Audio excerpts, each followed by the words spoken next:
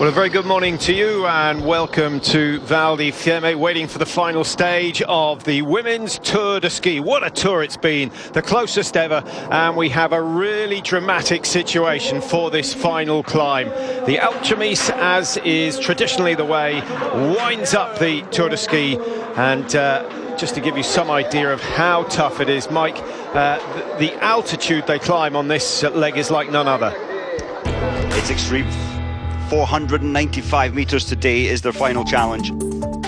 Well, yesterday was all about a 10-kilometer classic mass start. The surprise winner, Stina Nielsen. She really did cement her place in the Tour, went back into the lead ahead of Heidi Weng, so the lead changing again and again. That's 4 legs that Stina Nielsen's won now, Mike. Marit Bjørgen's the only woman to have won 4 stages of the Tour and not actually won the overall when Kowalczyk beat her. Is Nielsen going to join Bjørgen, or is she going to join the list of winners and become the 6th ever title holder? It's such a tough one to answer. We saw how poor her performance relatively was last year. She's not an out-and-out hill climber. She's a lot better this year. She must be believing she can hold that lead. Yeah, almost 550 slower than Therese Johaug on the climb last year. I can't believe that's going to happen. Well, it's not, because Therese Johaug isn't racing, but she was over 4 minutes slower than Heidi Weng. She's surely not going to give away that much time to the Norwegian, who's hoping to become the 3rd Norwegian to win the title.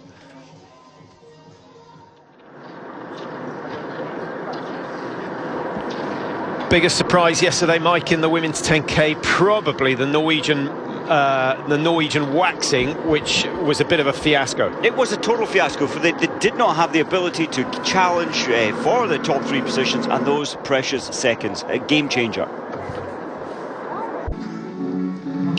So we're set for the start of the final stage of the Tour de Ski. A little lonely for those who are going off first. Remember, it's a chasing start, a pursuit. The leader of the Tour goes first, Stina Nielsen. Is she going to become the 2nd Swede to win this title after Charlotte Kalla? If she does win, she'll become the 2nd youngest winner of the Tour at 23 years of age. Kalla won at 20, and it cost her. It was, what, 18 months before we saw her back to her best form. Now, Heidi Weng has a 19-second deficit to chase down, Mike. What are the tactics going to be? I think she's just going to try and close most of these, if not all of these seconds in the first section. May not do her a lot of good, but I think that's what her mindset will be. It hasn't gone her way this Tour. Of course, she's 2nd. She hasn't taken a stage victory, and I think she'll want to be closing that gap down as soon as she can. Pärmäkoski of Finland starting next after a good race yesterday. Finished 4th despite the fall. Must apologise if you were watching. Mike and I both looked down at the same time. Missed the fall of Pärmäkoski and Kalla. Sometimes that happens. But it was a dramatic one, and actually both Pärmäkoski and Kalla got back to finish in the top 4, so they did exceptionally well, having lost, what, 15-20 seconds, but they chose the right point to fall at the top of the downhill, not the bottom. If you're going to fall at the top. You lose all that speed at the bottom. What about Østberg? Yeah, difficult. This time last year, she was the first away. Chased down, of course, by Therese Johaug, but in a much better position to finish in the top 3. She's going to have to work this time round. She's 30 seconds down on Pärmäkoski. That might be a tall order. She'll be looking to beat Stina Nielsen, but I think Nielsen is a different beast this year, and it's going to be quite difficult to close 1:23 down. If it's going to happen, it will happen on the final climb. Now, you saw the profile at the start of this. The first, 6 kilometres is relatively flat, Mike, and then the climbing starts, and they climb a total of 495 metres. That's something that Jessie Diggins will relish as she tries to get herself into the top 3. She starts 156 behind. She's a little bit on her own because she's, 30 seconds behind Østberg. She's over 1:20 ahead of the next competitor. So Diggins has no choice but to chase. She has to chase, and I love her mindset. She requested with the coaches when she won her 5 kilometres, she said, put me as early as you possibly can. She got bib number 12. She said, don't even give me a hint of timings. Don't want to hear about anyone else. I want to run my own race. And she beat the world by 14 seconds. Yeah, it's extraordinary. What a strong mind she has. Well, two factors came into it. Well, 3 factors. One, her mind, and she's got this thing about 5 kilometre freestyle. She knows that's her distance, that's her style. A lot of belief. She was exceptionally good on the downhill. She works the downhills well, takes the corners well. She also had a brilliant pair of skis. None of the Norwegians can claim that. Well, she did. She thanked her teamwork, and you need all those factors. You need good skis. The Norwegians sadly didn't have them yesterday, and it really affected their outcome. I thought Stina looked a little heavy, a little tired on that first climb. I know it's early. She's already done the first kilometre, and Yulia Shekalova has yet to start. The best of the Russians in the tour, in the women's tour, certainly. Of course, Ustiagov is the man leading the men's. Shekalova will be followed out by Natalie von Siebenthal, who's actually had a very good tour indeed. She's, 8 places higher than she was last year, currently in 7th. Now, we were talking about the climb at the end of this as we watch von Siebenthal prepare for her start. 495 metres. There are only 5 man-made structures in the world higher than that. I'm sure a few of you have been up the Shard. The climb is much bigger than that. Many of you will have been up the Eiffel Tower. It's an extra 160 metres on top of the Eiffel Tower that they have to climb on their skis on this race. So that gives you some idea of just how tough it is. It is, and most of that climb, though, punishingly comes in the last 3 kilometres, so it's directly up that severe climb, and you need a good engine, you need a good mind, and you need extreme strength. Now, in previous years, Mike, and this, of course, is the 11th running of the Tour de Ski, we've looked at the times from the previous year, calculated where they're going to finish, and we're nearly always right. This year, if you do those calculations, it puts Weng first, Palmakoski second, Usberg third, Diggins 4, Nielsen 5. That is highly unlikely to happen this time. I think that's unlikely. Last year, Nielsen, she wasn't quite as good in the endurance event. She is an out-and-out sprinter, but she's worked on all the endurance aspects. This is very interesting. Heidi Weng is trying to close the gap down, and she has just a little. Just 4 seconds, but yes, she's working hard, but she also knows, she's experienced enough here to know that actually all the gains are made on the climb. They're not really made, and if you make them on the flat, it's at some expense. And you know, looking at the body shapes, well, next time we see Heidi Weng compared to Nielsen, they will, I'm quite sure, come together at some point in this race, and I think it's loaded to the advantage of Weng to be the fastest to the top of the hill. Yeah, Nielsen, what is she, 5'11"? Weng, I know in centimetres, 163. Small. That's 5'3", 5'4". Yeah, so she's considerably smaller, considerably lighter, and that will help. And when it comes to direct hill climbing, your body mass is it's a huge factor. You're fighting against gravity. Usberg looking comfortable. I think she's taken it relatively easy early on. She started 123 off the pace of Stina Nielsen.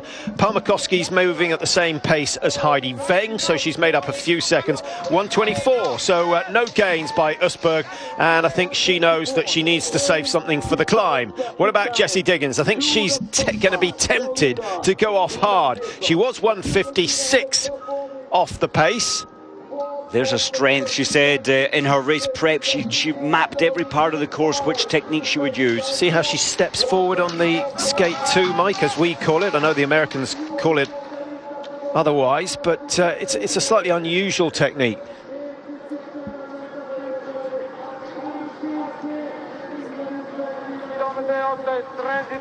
Charlotte Kalla leading a small group of 3. Just behind her is Kaloinen, so Kalla's taken a second out of her. And Kerttu Niskanen of Finland, buoyed by her success yesterday. She had a great run yesterday, finished in the top 10. In fact, all the Finns did well yesterday. Kaloinen and Niskanen, and of course Palmakoski, who finished 4th. I think the Finns, well, there's still 5, 1, 2, 3, 4 Finns standing, and all within position 8 to position 16 of this Tour de Ski. That'll make them happy and give them decent confidence leading in towards the World Championships, starting, 23rd of February in Lahti, Finland. 1:53.45 on the clock for Nielsen at the start of today. This leg is likely to take 35 minutes, so we're looking at a total time of around 2:30, which is not the shortest tour we've had, but it's a long way from the longest, which was much closer to the 3-hour mark.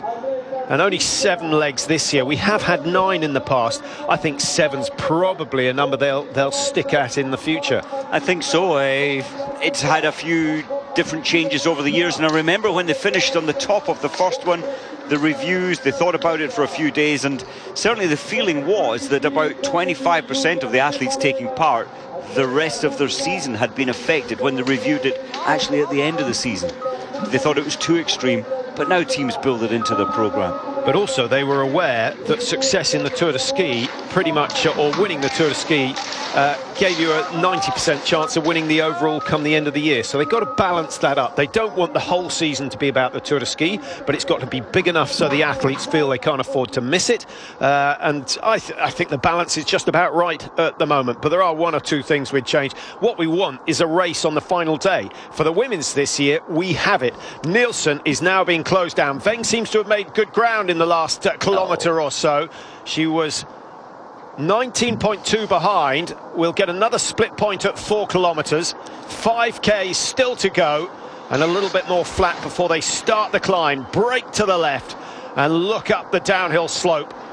I think Nielsen, she's broken all her own expectations, everybody's kind of expectations on how well she's doing. And I was just wondering there, can she still win this? Because Heidi is the better climber. 10 seconds of the advantage has gone. And I remember Nielsen earlier on in the week in one of the freestyle races saying, well, I know the Norwegians are going to catch me. I won't try and get away. I'll just tuck in behind them. That's exactly what she did. I wonder whether she's thinking, OK, I've hung on to them for the Tour so far. They've not managed to shake me off. I've just got to do it once more. Do you know, maybe that's what she's thinking. If she's thinking, if I can stay with Heidi Weng to the last 100 metres, I will win this Tour. She is a great sprinter. Heidi's not a bad sprinter. Palmakoski 48 behind last time we saw her, and she's cut that again to 45, so still pretty much matching Heidi Weng, which is good news for Finland. Not such good news for Usberg, who had lost a couple of seconds last time we saw her. Here she comes. Now Usberg was exhausted yesterday. She lost her wax very early on, Mike. That put her out of the race effectively in terms of getting good bonus points. But when you race without wax in a classic, you use far more energy than you would otherwise. Well, that's what I was thinking. And we saw yesterday the images of her frustration. She could not do properly the classic technique because she had no grip under her skis. And the frustration, the anger, that's tiring as well when you can't do what you're good at doing. Now, a pit stop in Formula One takes less than 10 seconds. What about a pit stop in cross-country classic when things aren't right? Have they not developed a system for just whacking on a general wax or a little patch of something? I know you have these stick-on classic waxes. They're not as quick, but Usberg could have done with that yesterday. Well, remember, yes, you were allowed to, if you did it yourself, apply the wax yourself. You were allowed to apply your own wax if your skis weren't working well.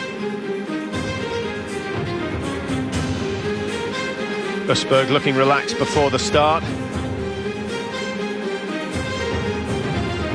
A couple of weeks off for most of the races. The sprinters will be back in action in Toblach, actually, where Andrew Young had his success last year. That's the next World Cup on the schedule after the Tour is over.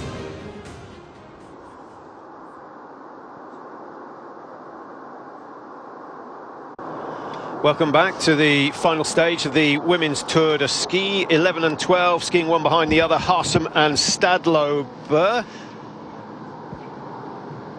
Well, I must say, Therese Stadlober's had a very good day, a very good tour. Been impressed by what she's done this year. Lying in 11th at the moment, 4:12 behind. She started 4:13, so she's travelling just a fraction quicker than Stina Nielsen. But Mike, from what we've seen so far, Nielsen, who started, has been the slowest one out there over the first 4 kilometres. What do you read into that? Well, I was wondering if her team coaches, if everybody has told her, OK, conserve yourself, save a little before the brutal climb, knowing full well that Heidi Weng will catch her maybe by the base of the brutal climb, and then it's about survival. Stick in behind. She's good at doing that. Stina Nielsen, out of everybody, she is, we said it before, she's like a limpet. She just hangs on there and doesn't let go if she has to. Maybe that's the thinking. You name, in the last 10 years, one occasion where someone has used that tactic successfully. They've used it for small parts, I agree. It doesn't happen. If there's a stronger athlete out there, it is so difficult. On a climb, you're not getting the speed to get the benefits of the drafting, because you're only travelling at 5k an hour, 4 kilometres out. There's no drafting. It's rare, but this girl is special. She's having a very special start to 2017. Well, it's unlikely you should be positive, but no, I don't think it's going to happen. I do. Heidi Weng will probably come up behind Nielsen and tuck in for a little, or she may use her superior speed just to break away early on.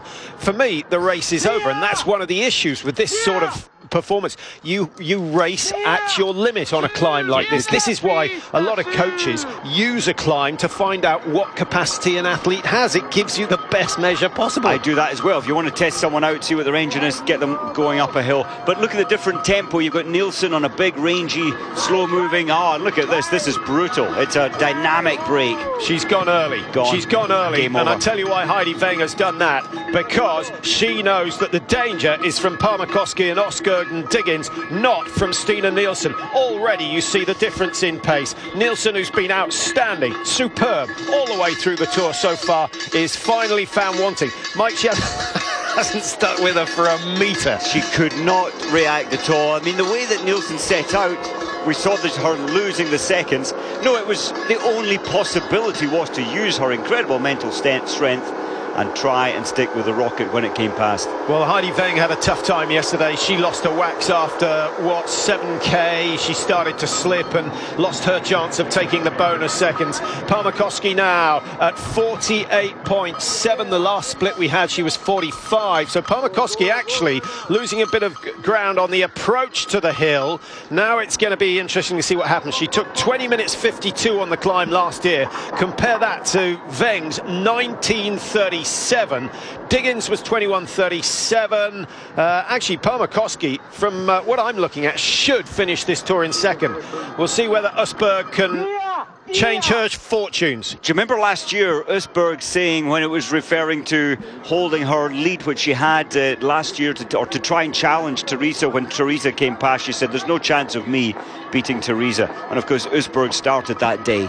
And she's not a good climber either. Yeah, and this is where the efficiency of the technique is so important. So far, Weng has looked the best, and she's looked the fastest. Jessie Diggins, we've been amazed by what she's achieved, but we've also been fairly critical of the excess movement of the upper body.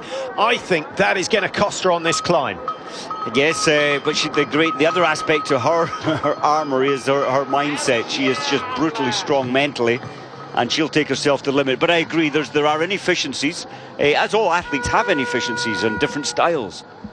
Well, look how steady Weng is compared to Jessie Diggins. Now, I'm absolutely with you. Diggins has a mind that anyone would want if they were a racer. But my argument is, why not work on the efficiency? You can't change your mindset, but you can change the efficiency with the way you ski. The easiest way, I think, to adapt efficiencies is increasing tempo, smaller steps. When you're running, if you're on the flat, you're taking big strides. You get to a hill, you have to reduce the stride frequency. Of course, all these girls know this. They've been given the best coaching from their countries all their lives. So at the end of the day, when you're tired, the brain's saying one thing, but the body isn't following.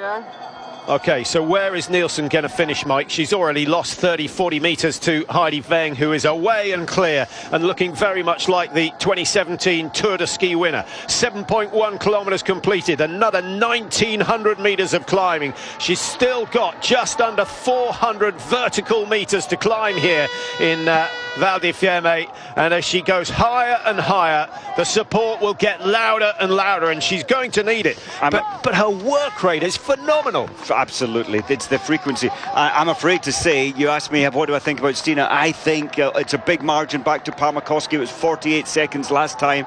I think that's going to close. And then, of course, you can still see Usberg and Diggins behind. They will sense that Stina Nielsen isn't moving that fast. So the fight for the top three positions is on. Weng is in a very commanding position indeed. 28 seconds clear now, having started 19 behind. Nielsen always knew this was going to be agony. Palmakoski, 20:52. Third fastest on the climb last year, but Johaug, of course, isn't here, having been given her, what was it, 14-month ban or 16-month ban? 12, I heard 12, then 14. It's over a year at least. I think Parmakowski's going to close, absorb that time and pass Nielsen. Yeah, look how disciplined she is with that left leg. She lifts it as high up the hill as she can, and already Nielsen is putting the foot down early. There's a drop glove. He's going to have cold hands in a minute. Oh dear. Parmakowski as well. She's a very, very small athlete. She's only, what, 5'2". Big fighter, but again, when it comes to lifting body weight, body mass up a hill, it's an advantage to be smaller and lighter.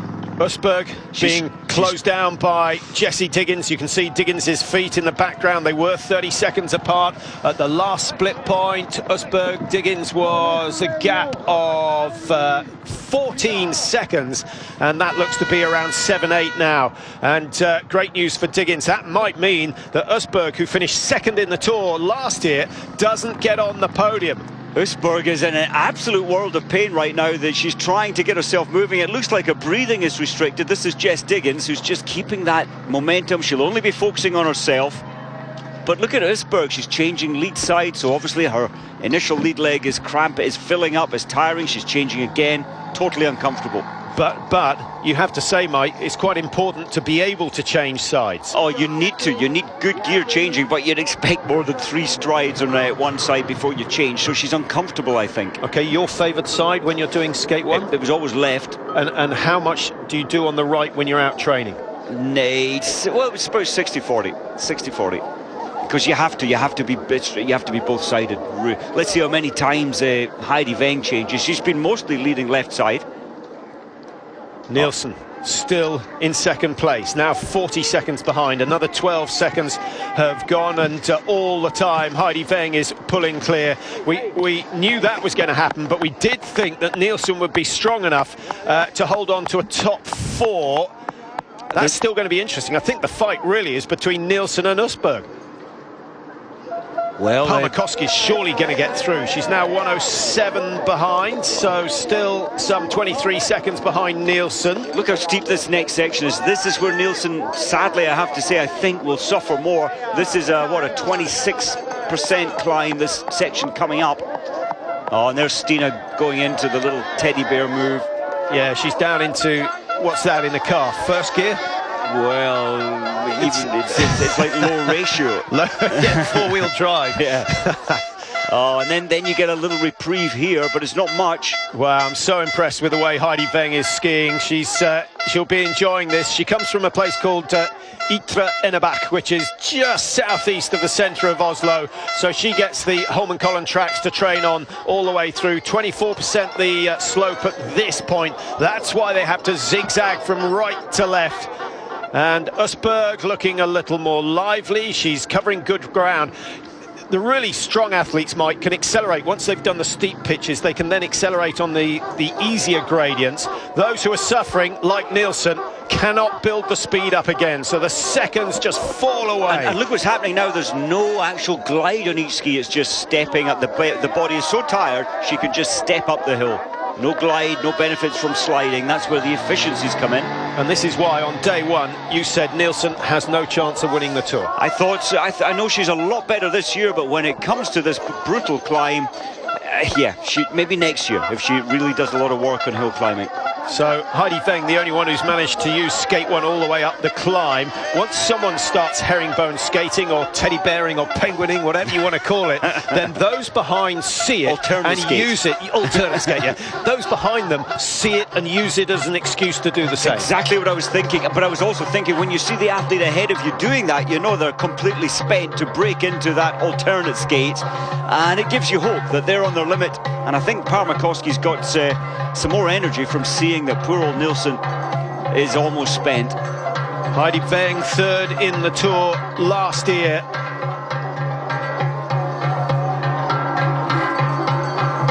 She's looking as though she's going 2 places better this time round. It's been a tremendous performance from Heidi Weng. She waited patiently until they hit the climb.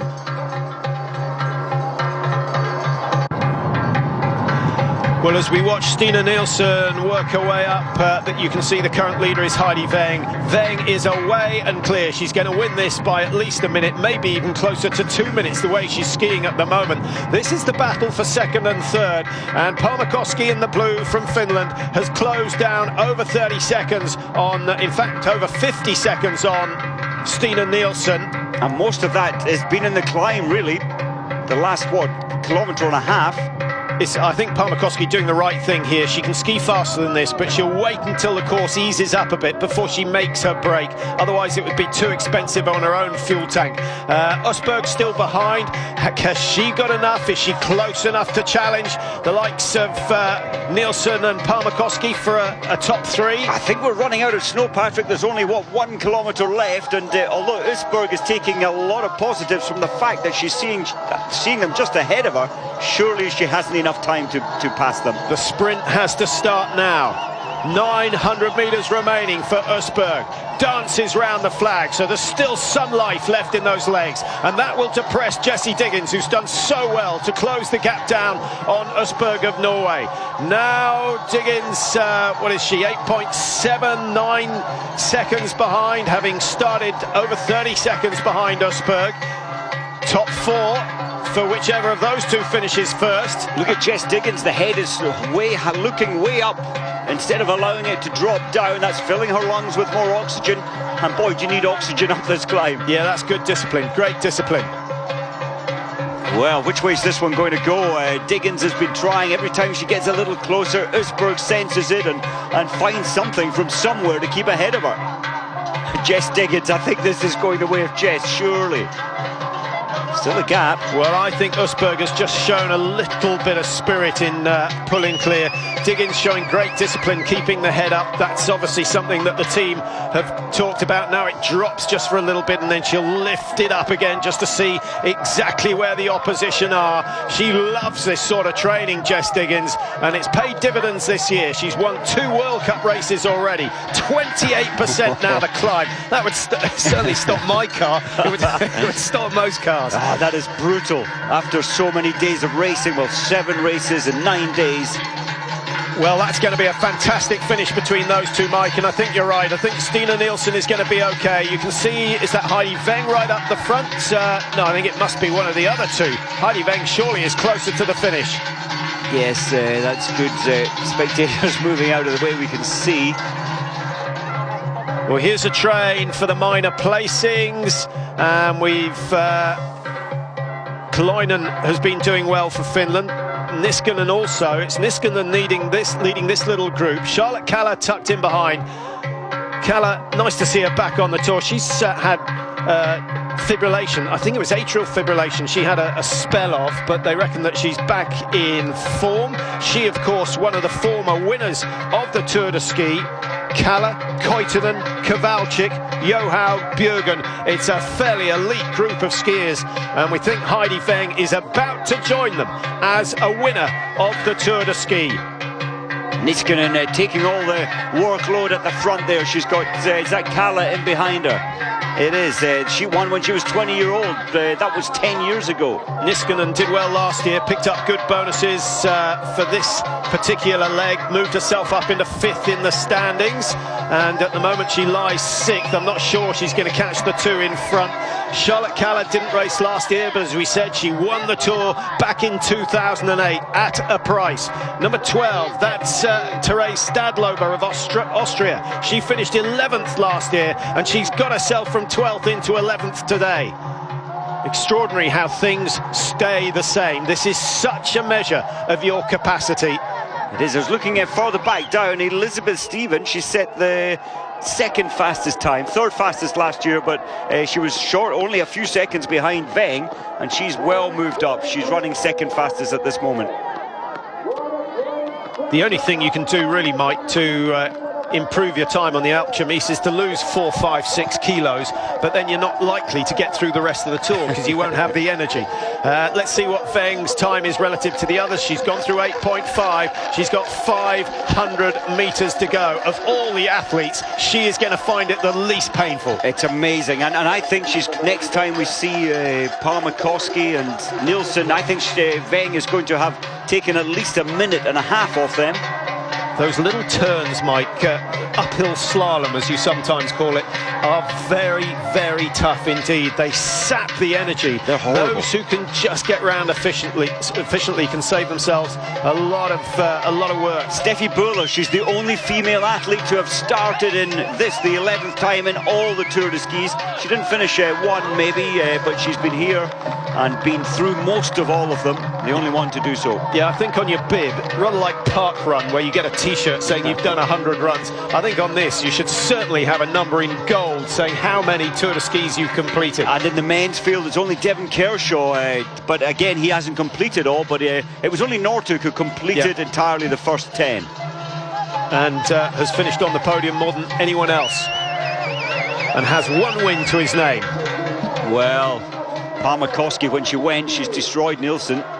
Well, Nielsen now hanging on. I've seen her have a good look, long look over the shoulder just to see if Usberg and Diggins are closing in. It's not happening at the moment. Palmakoski is safe in second place. What an improvement. She was 8th last year. She's 3rd in the World Cup standings at the moment, and will certainly close the gap down on Usberg. Can you imagine the joy in only a few seconds when Veng goes across that line first?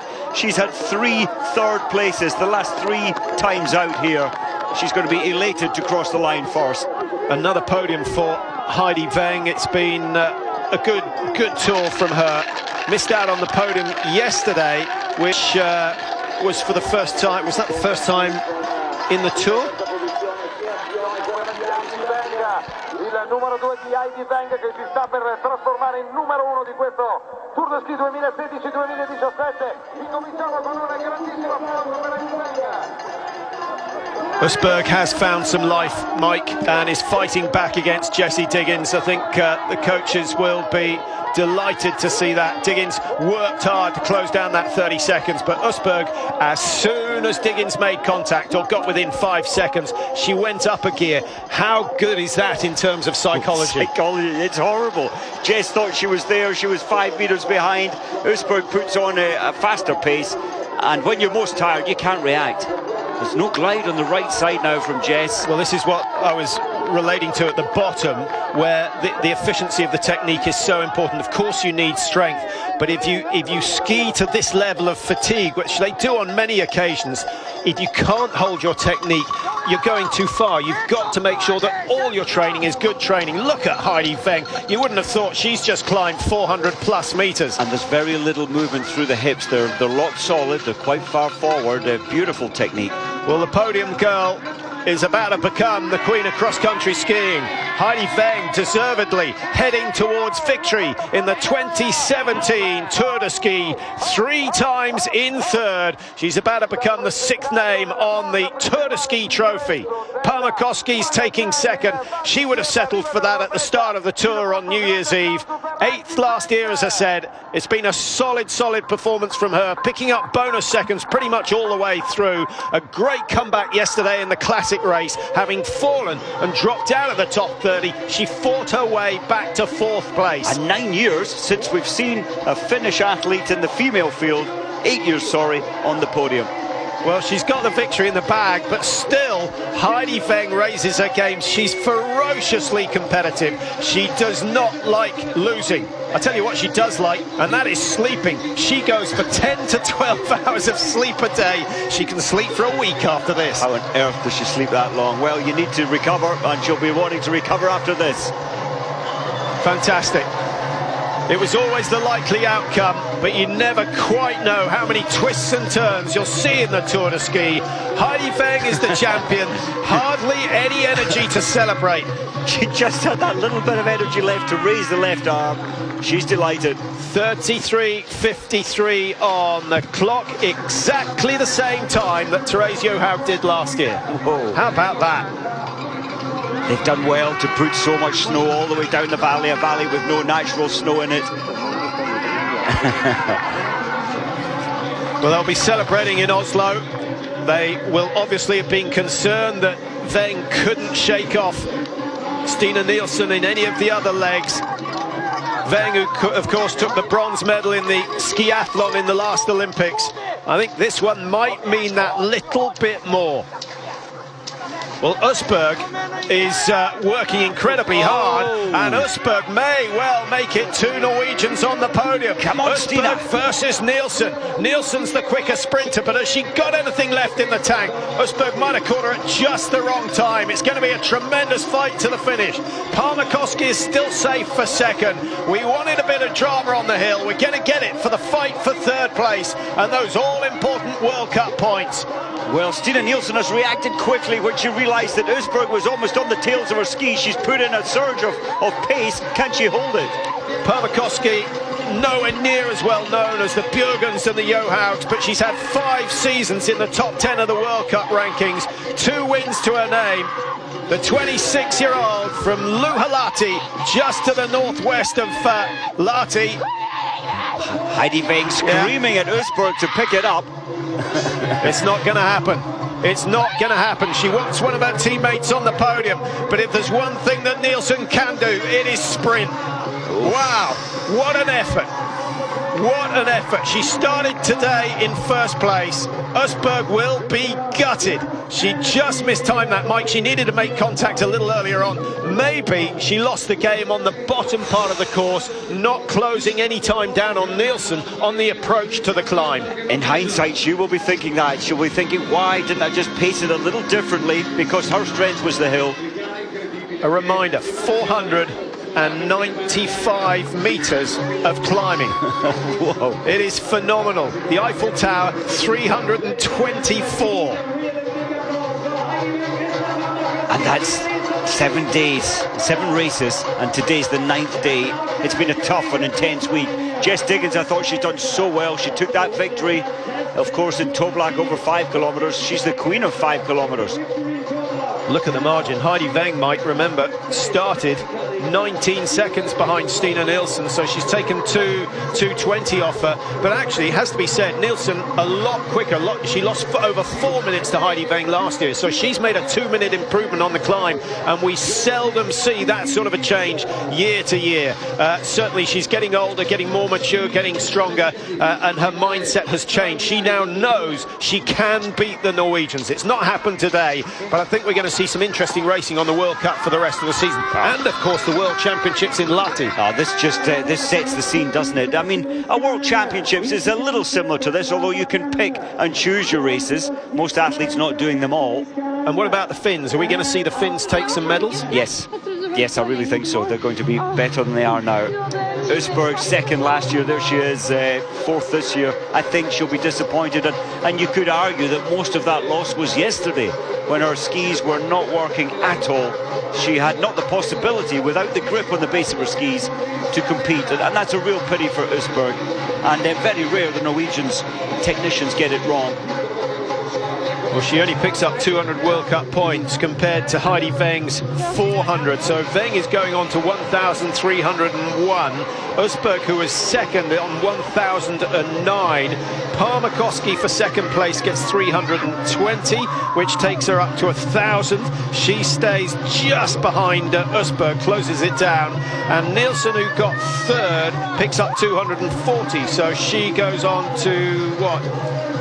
832, so still some way off the leaders. Weng, the clear leader in the World Cup, favourite now to take the Crystal Globe in the middle of March, and we'll just have to wait and see how she recovers from this effort in terms of her chances for picking up some gold medals in the World Championships. I think her chances are high. They need to be careful now after these intense 7 days. What they do next, the recovery has to be quite prime in their thinking. And of course, when we consider the worlds, as we see Shakalova finish in 10th, she started in 6th today. We have to remember that Marit Bjørgen will be back, and Weng might get a little bit of that treatment again. Hey, Kala started so strong today. She led that chasing group on the flats into the base of the hill, but again, her form is being found out. If you're not in great form, this hill finds you out. Yeah, she's not in her best shape ever, there's no doubt about that, but I think we'll see a few changes over the next few weeks. Nice to see her competing, nowhere near as classy as she was back in 2008. That was a phenomenal run at the age of 20.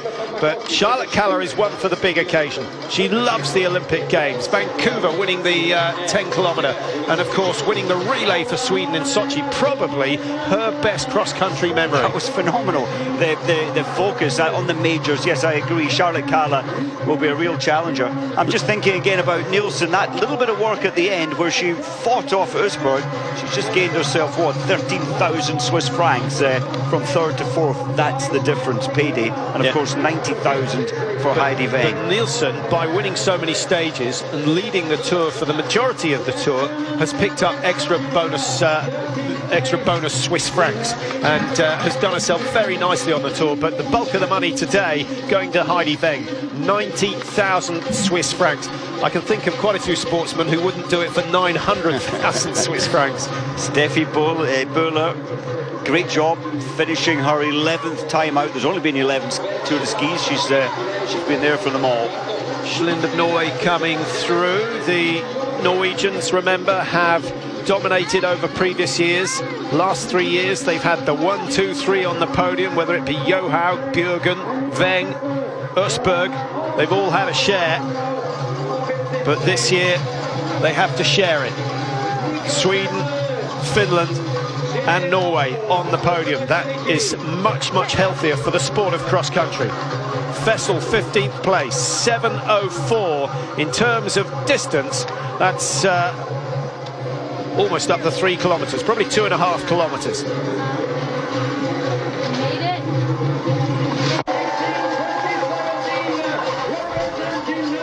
Well, just a replay of the winner of the Tour de Ski for 2017. Heidi Weng becomes the 3rd Norwegian to win this title. It took them a while to get the hang of it, but they've dominated over the last 4 years. That's 4 years on the trot that Norway have taken the victory. It's Heidi Weng's time. Over 60 podium finishes. She had over 50 before she got her first win. A much-deserved victory, and she got the tactics absolutely right on the final day, Mike, and having given the Norwegian technicians a little bit of a hard time yesterday, I think we should say they got it right on this occasion. They did a great job today. Less important. The slip factor, the glide factor under the ski is always vital. Just looking as number 30 comes in, it's Rosie Brennan. Her teammate Elizabeth Stephen has set the 2nd fastest time, only 10 seconds slower than Heidi Weng up this marvellous mountain.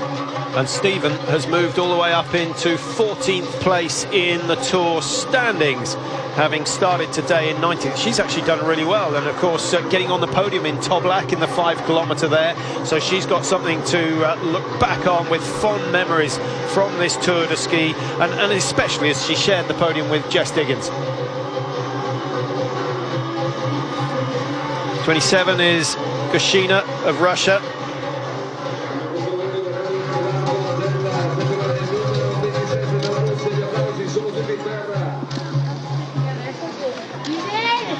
Brennan down in 27th. 6 Russians still standing. It's the nation with the most athletes on the last day. Sweden 5, Finland 5, Norway 4, Italy 4.